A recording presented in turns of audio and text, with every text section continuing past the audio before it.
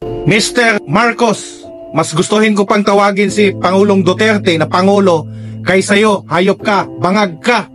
Wala kang kwintang tao. Wala kang kwintang presidente sa Pilipinas. Ngayon, malinaw na sa amin na ang pagdakip o pag-arrest ni Pangulong Duterte sa Pilipinas ay isang political harassment. Hindi ito tungkol sa ICC, hayop ka. Ngayon, lumilitaw na sa mga galing ICC na ikaw mismo ang nag-hand over kay President Duterte, Mr. Marcos. Hayop kang panuway ka. Dahil ang akala mo na pag mawala si Pangulong Duterte sa Pilipinas ay mananalo kayo sa eleksyon.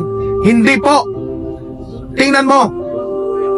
Tingnan mo ang mga, kung may social media kang hayop ka, tingnan mo ang sigaw ng taong bayan. Puro Duterte.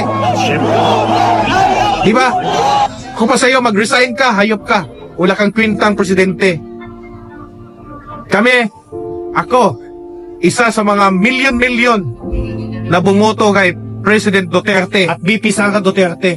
Kami po ay nasa likod niya, kaming mga taong bayan. Kung kailangan namin kaladkarin ka dyan sa Malacanang, gagawin namin yan sa takdang panahon. Hindi pa ngayon.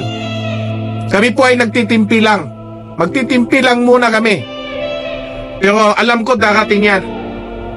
Grabe tong ginawa mo, hayop ka. Tingnan mo ang ginawa mo.